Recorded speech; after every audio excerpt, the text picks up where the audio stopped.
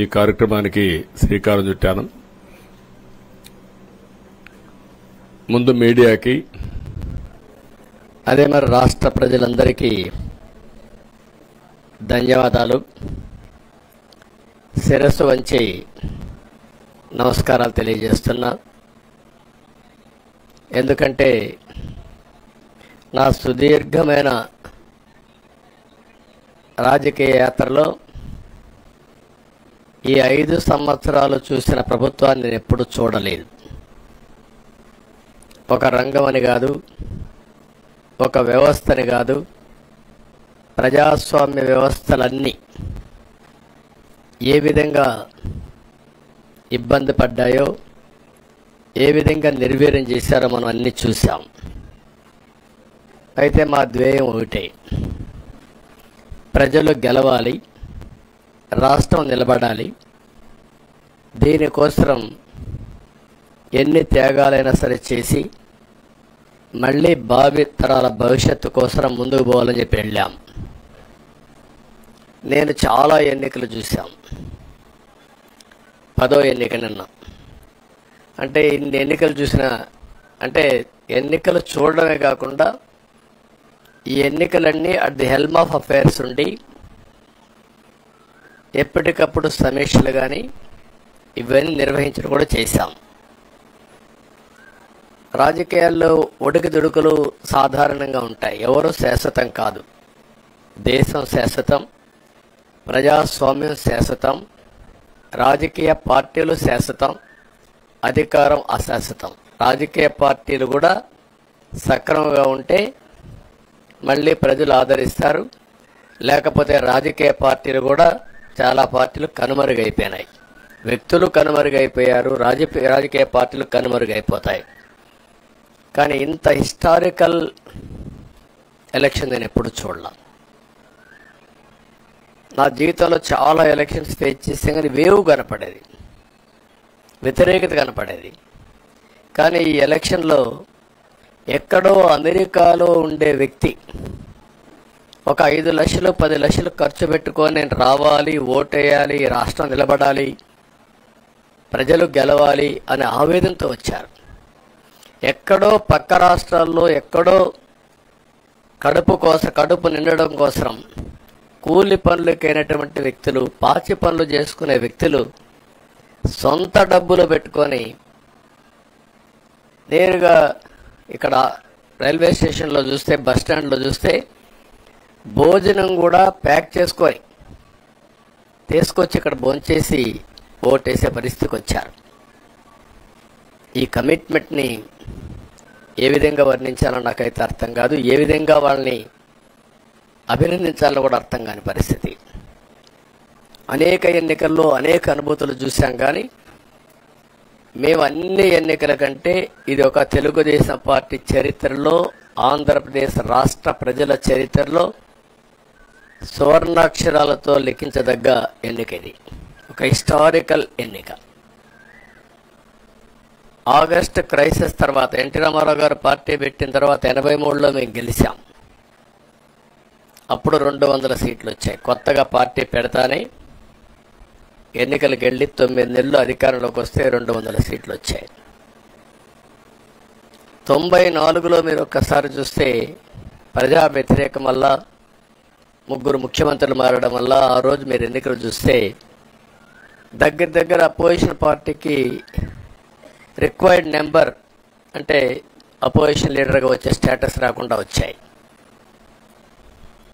అవన్నిటిని వర్పించే విధంగా ఈసారి ఊహించని విధంగా వచ్చింది. అంటే దానికి కారణాలు నేను ఎక్కువ చెప్పక్కర్లేదు, అనుభవించిన ప్రజలకే అర్థమవుతుంది. ఎప్పుడైనా సరే ప్రజాస్వామ్యంలో ప్రాథమిక హక్కు మాట్లాడే స్వేచ్ఛ. ఆ స్వేచ్ఛనే కోల్పోవాల్సి వచ్చింది. అదే కాదు, బ్రతికే స్వేచ్ఛ, ఆస్తులు పెట్టుకునే స్వేచ్ఛ, ఇవన్నీ కోల్పోయే పరిస్థితి వచ్చింది. అందుకే మీరు చూస్తే మొన్న ఎలక్షన్లో సరే ఏ విధంగా మేమందరం కలిసాం అవన్నీ మాకంటే ముందు మీకే తెలుసు. కలిసినప్పుడు ఎవ్రీ ఈవెంట్ ఇవి వేదిక నుంచే ప్రారంభించాం. అక్కడి నుంచి ముందుకెళ్ళాం. ఆ రోజు చెప్పాం, ఈ రోజు ఒకటి చెప్తున్నాం. మా ఆలోచన ప్రజలు గెలవాలి, రాష్ట్రం నిలబడాలి. అంతవరకు సాధించగలిగాం. 55.38% ఓట్లు పడ్డాయి. దీంట్లో తెలుగుదేశానికి 45.60% పడ్డాయి. వైసీపీకి 39.37% పడ్డాయి. ఇది ఊహించినటువంటి ఒక్కొక్కసారి 95,000 మెజారిటీ. ఒకప్పుడు నేను చార్మినార్ ఎగ్జాంపుల్ చెప్పేవాడిని. చార్మినార్ అంటే అక్కడ ఎంఐఎం కంచుకోట, అక్కడ ఎప్పుడు ఎక్కువ ఓట్లు వచ్చేటివి. ఆ తర్వాత కుప్పం, సిద్దిపేట పోటీ పడేటి రెండో స్థానానికి. అప్పుడు కూడా 70,000, 80,000, 50,000 కాడ ఆగిపోయేవాళ్ళం. ఈసారి 95,000, 94,000, మళ్ళా 92,000, 91,000. మంగళగిరి లాంటి కాన్స్టిట్యున్సీలు 91,000 మెజారిటీ. ఏ విధంగా అభివర్ణించాలో నాకైతే అర్థం కాదనమాట. అంత ఇదెళ్లిపోయినాయి. ఇవన్నీ చూసిన తర్వాత ప్రజలు ఇచ్చిన తీర్పు మీరు చూస్తే అహంకారం, నియంతృత్వం, విచ్చలవిడితనం, ఏదంటే అది చేస్తాననుకుంటే ప్రజలు క్షమించే పరిస్థితులు లేరు. అదే ఈరోజు నిరూపించే పరిస్థితికి వచ్చారు. ఒక మాటలో చెప్పాలంటే ఈసారి వీళ్ళు చేసింది గుణపాఠం పాలకులకు కాదు, అవినీతి అహంకారంతో ముందుకు పోయే ఎలాంటి ధ్వంసకారులకైనా ఇదే జరుగుతుందని నిరూపించారు ప్రజలు. దానికి మనస్ఫూర్తిగా అభినందిస్తున్నా. అదే సమయంలో 5 సంవత్సరాలు మా కార్యకర్తల పడిన ఇబ్బందులు, చాలా మంది స్లీప్లెస్ నైట్స్, కంటి నిండా నిద్రపోని పరిస్థితి. అక్కడి నుంచి నేను చూస్తే చాలా కడాన మనిషిని హింస పెడుతూ, నువ్వు ప్రాణంతో బతకాలంటే జై జగన్ అనమంటే జై తెలుగుదేశం, జై చంద్రబాబుని ప్రాణాలు వదిలిన సందర్భం చంద్రయ్య. ఇది తలుచుకుంటే ఆ కమిట్మెంటే, ఆ త్యాగాల ఫలితమే ఈరోజు ప్రజాస్వామ్యాన్ని కాపాడుకోగలిగాం. ఒక్క మా కార్యకర్తలకే కాదు, మీడియా 5 ఏళ్లు మీరు పడిన ఇబ్బందులు, మీరు కోర్టుల చుట్టూరు తిరిగిన ఇది, మిమ్మల్ని సిబిసిఐడి ఆఫీసులో పెట్టి వేధించిన విధానం, అవి తలుచుకుంటే ప్రజాస్వామ్యమే సిగ్గుతో తలంచుకోవాలి. అలాంటి సంఘటనలు జరిగాయి. మేనేజ్మెంట్ని ఒకరినని కాదు, ఎవరినైనా పట్టుకురావచ్చు, ఏదైనా చేయొచ్చు అనే ధీమా వచ్చేసి ఇష్టానుసారంగా ప్రవర్తించే పరిస్థితికి వచ్చారు. అదే సమయంలో ప్రజల మీద, మా పార్టీ మీద సరే, ఈవెన్ జనసేన, పవన్ కళ్యాణ్, ఆయనకు కూడా స్వేచ్ఛ లేదు. ఎక్కడైనా సరే విశాఖపట్నానికి వెళితే ఉన్న పళంగా విశాఖపట్నం నుంచి వెకేట్ చేయాలని తిరిగి, అంటే నగర బహిష్కరణ. ఒక నాయకుడిని నగర బహిష్కరణ చేస్తే కారణం చెప్పకుండా ఇంకా వేరే వాళ్ళ కథ ఏముంటుందో మనం ఆలోచించుకోవాల్సిన అవసరం ఉంది. కేసులు పెడితే ఎందుకు పెట్టావు కేసు అని అడిగితే దానికి సమాధానం చెప్పకుండా ముందు నిన్ను అరెస్ట్ చేస్తున్నాం, తర్వాత కేసు డీటెయిల్స్ ఇస్తా ఉంటారు. ఇలాంటి చాలా జరిగాయి. ఇవన్నిటికీ పరిష్కారం కోసం ఈరోజు మనం చూసిన తర్వాత ఇది మాకేదో అధికారం అని మేము అనుకోవడం లేదు, ఒక బాధ్యత. మేము పాలకులమే కాదు సేవకులం అని చెప్పే నినాదానికి శ్రీకారం చుట్టారు. ఇవన్నీ గుర్తుపెట్టుకొని పనిచేస్తాం. నేను చాలా స్పష్టంగా సూపర్ 6 ఇచ్చాం. అదే మాదిరిగా ప్రజాగళం ఎన్నికల మేనిఫెస్టో ఇచ్చాం. ఇవన్నీ కూడా ప్రజల్లోకి బాగా వెళ్ళాయి. ఒక హోప్ క్రియేట్ అయింది. ఇవన్నిటి ఫలితాలే నిన్న వచ్చాయి. అదే మాదిరిగా మేము ఇక్కడ మీరు చూస్తే ఒక పక్క తెలుగుదేశం పార్టీ మొట్టమొదటిసారిగా పవన్ కళ్యాణ్ గారు ప్రభుత్వ వ్యతిరేక ఓటు చేరడానికి వీలు లేదు, ఈ రాష్ట్రంలో మళ్ళా ప్రజాస్వామ్యాన్ని గాని ఈ రాష్ట్రాన్ని కాపాడుకోవాల్సిన బాధ్యత ఉందని చెప్పి ముందుకొచ్చి ఈ యొక్క కూటమికి బీజం వేశారు. వారిని మనస్ఫూర్తిగా అభినందిస్తున్నాం. ఆ తర్వాత బీజేపీ కూడా ఈ కూటమిలో భాగస్వాములై ముగ్గురం కూడా మీరు ఒక్కసారి ఆలోచిస్తే ఒకరు ఎక్కువ ఒకరు తక్కువ కాకుండా ముగ్గురం కలిసి పనిచేశాం. బేషిజాలు ఎక్కడా లేకుండా మేము ఏదైతే చెప్పామో ప్రజలు గెలవాలి, రాష్ట్రం నిలబడాలి, దీనికోసం పై స్థాయి నుంచి ఢిల్లీ నుంచి వచ్చినటువంటి బీజేపీ నాయకులు గాని, ప్రధానమంత్రి అమిత్ షా గారు గాని, ఇక్కడుండే పవన్ కళ్యాణ్ గాని, తెలుగుదేశం పార్టీ కేంద్ర నాయకత్వం నుంచి కింది వరకు అందరం కూడా ఒక ట్రూ స్పిరిట్ తో పనిచేశాం. 175 అసెంబ్లీలు, 25 అసెంబ్లీలు అన్ని పార్టీలకు సంబంధించిన సీట్లుగా ఎన్డీఏలో భాగస్వాములుగా ఒక బాధ్యతతో ముందుకు పోయాం. అందుకే ఈ అనూహ్యమైనటువంటి విజయాన్ని సాధించగలిగాం. ఇక్కడి నుంచి బాధ్యత ఉంటుంది. ఆ బాధ్యతని ఏ విధంగా చేయాలనో అవన్నిటి కూడా ప్రణాళికలు తయారు చేసుకుంటాం. అంటే ఈ 5 సంవత్సరాలు జరిగిన విధ్వంసం మీరు ఒకసారి చూసిన తర్వాత ఇది ఒక 30 సంవత్సరాలకు ఎంత డ్యామేజ్ చేయాలనో అంత డ్యామేజ్ జరిగింది. వ్యవస్థలు విధ్వంసమయ్యాయి. మొత్తం ఎకానమీ కుప్పగూలిపోయింది. అప్పులైతే ఎంత చేశారో ఇంకా లోతు పోతే తప్ప మనకు తెలియదు. ఎక్కడెక్కడ చేశారో ఏమేం చేశారో తెలియదు. ఇంకొక పక్క ఎక్కడికక్కడ సహజ సంపద, ఒక శాండ్ కావచ్చు, మినరల్ వెల్త్ కావచ్చు, లేకపోతే ఏదంటే అది ఇంకా మాకు అడ్డే లేదు, ఏమైనా చేయగలుగుతాం, ఎవరైనా అడ్డొస్తే తొలగించుకుంటా పోతామనే ధీమాతో ముందుకు పోయారు. కొంతమంది భయపడి రాలేకపోయారు, ఎదిరించలేకపోయారు. నా కళ్ల ముందర ఒక రైతు చూస్తే ఆ పొలం పక్క నుండి ఇసుక తీసేస్తే అక్కడ భూగర్భ జలాలు ఉండవు, వ్యవసాయానికి నీళ్లు కూడా కొరత వస్తుంది, పక్కనుండే పొలాల్లో కూడా నీళ్లు ఉండవు. కానీ మాట్లాడే సాహసం చేయలేకపోయాడు. ఆయన కళ్ల ముందర ఆయన పొలంలో మట్టి తీసుకుపోతా ఉంటే ఎదిరించలేని నిస్సహాయ స్థితికి వచ్చాడు. మా వాళ్లు పోతే హౌస్ అరెస్టులు చేశారు. ఇవన్నీ చెప్పుకుంటూ పోతే ఒకటి కాదు, చాలా జరిగాయి. అవన్నీ కూడా ఏ విధంగా చేయాలనో చేస్తున్నాయి. మళ్లీ వ్యవస్థలన్నీ కూడా పునరుద్ధరించాల్సిన బాధ్యత ఉంది. అదే మరిగా మాకు ఒక 4-5 రోజులు ఇవన్నీ చూసిన తర్వాత డెప్త్కి పోయిన తర్వాత మీరు పేపర్లో రాసినట్టు గాని మేము మాట్లాడినట్టు గాని ఒక లెవెల్లో ఆగిపోయినాయని నా ఉద్దేశం. ఎందుకంటే నేను రాజకీయాలు 40 ఏళ్లు చూశాను.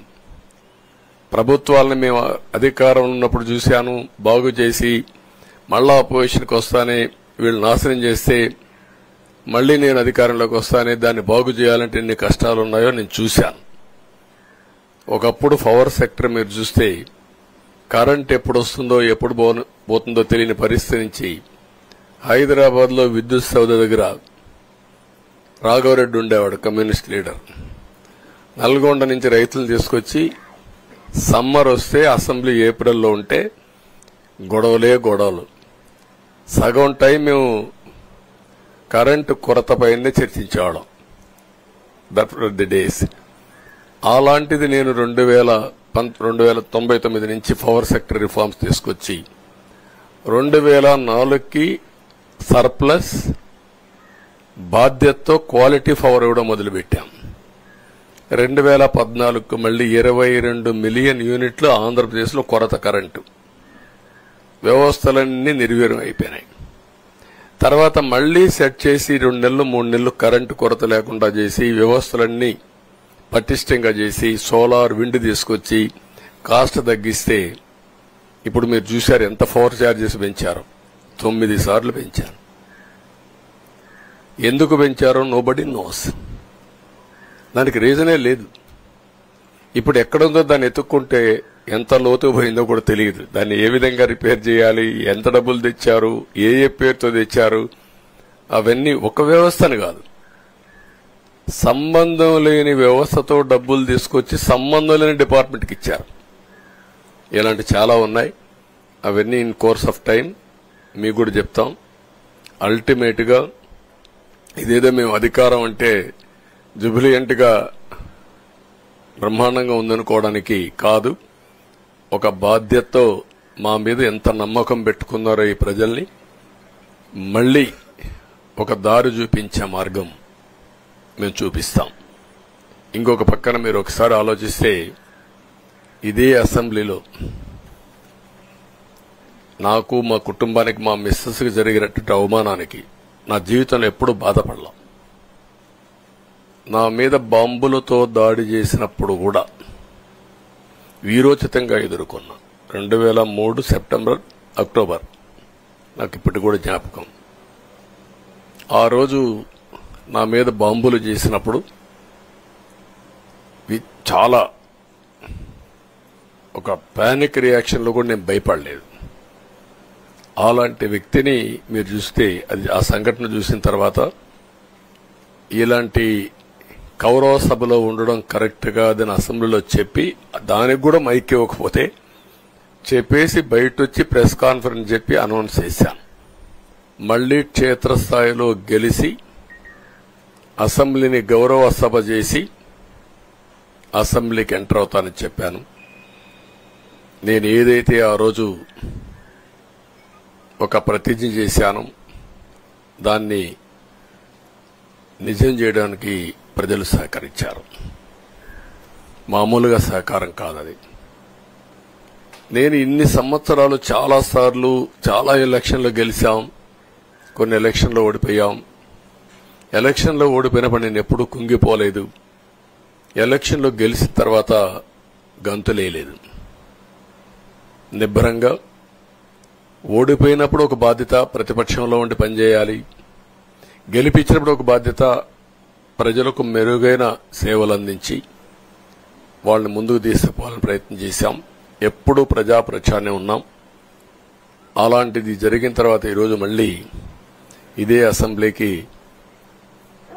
నేను ఏదైతే చెప్పానో అది చేసి వెళ్ళడం అనేది ఒక తృప్తి, ఒక గౌరవం. ఆ గౌరవాన్ని నిలబెట్టిన ప్రజలను కూడా మనస్ఫూర్తిగా అభినందిస్తూ మీ రుణం తీర్చుకుంటాం. ఏ విధంగా పనిచేయాలో పనిచేస్తాం. మీ ఎక్స్పెక్టేషన్స్ ప్రకారం పనిచేసి అయితే ఎప్పటికప్పుడు మీరందరూ కూడా మేము ఓటేశాం, మా పని అయిపోయింది, ఇంకా మీరు చూసుకోండి కాకుండా ఎప్పటికప్పుడు మమ్మల్ని నడిపించే బాధ్యత, మాకు సహకరించే బాధ్యత, మళ్లీ రాష్ట్రంలో ఉండే ప్రజలందరం బాగుపడాలంటే ఏం చేయాలో మేము చేసినప్పుడు ఎప్పటికప్పుడు ఫీడ్బ్యాక్ ఇచ్చి నడిపించే బాధ్యత తీసుకోవాల్సిందిగా వారిని కోరుతున్నా. పవన్ కళ్యాణ్ గారిని మనస్ఫూర్తిగా అభినందిస్తున్నా. అదే మరి బీజేపీ అగ్రనాయకత్వాన్ని నరేంద్ర మోడీ గారిని, అమిత్ షా గారిని, ఇక్కడికి వచ్చిన అబ్జర్వర్స్ ని, ఇక్కడుండే పార్టీ అధ్యక్షురాలైనటువంటి పురంధేశ్వరి గారిని మనస్ఫూర్తిగా అభినందిస్తున్నా. వీళ్ళందరూ కూడా ఏదైతే ఒక స్ఫూర్తిని తీసుకున్నామో ఆ స్ఫూర్తితో టోటల్ గా ప్రతి ఒక్క కార్యకర్త సిన్సియర్ గా పనిచేయడానికి ఏ అభ్యర్థి ఉన్నా తమ అభ్యర్థిగా పాటించి బ్రహ్మాండంగా పనిచేశారు. వాళ్ళందరినీ అభినందిస్తున్నా. ఈరోజు మా విజయం మూడు పార్టీల కార్యకర్తల సమిష్టి కృషి. వారందరినీ అభినందిస్తూ ఈరోజు ఢిల్లీకి పోయి వచ్చిన తర్వాత ఒకసారి మళ్లీ ఇవన్నీ ఎప్పటికప్పుడు సమీక్ష చేసుకుంటూ ముందుకు పోతా అని చెప్పి తెలియజేసుకుంటూ మరొక్కసారి మీ అందరికీ అభినందనలు, ధన్యవాదాలు. థ్యాంక్ యూ అనండి. What is the Were you approached by India Bloc? purpose of it? Because No, don't bother. No, hear me, I say. You are very loud. You want news, always. I am also experienced. I have seen so many political changes in this country. We are in NDA. I am going for NDA meeting. In course of time, anything, we'll report to you. Thank you.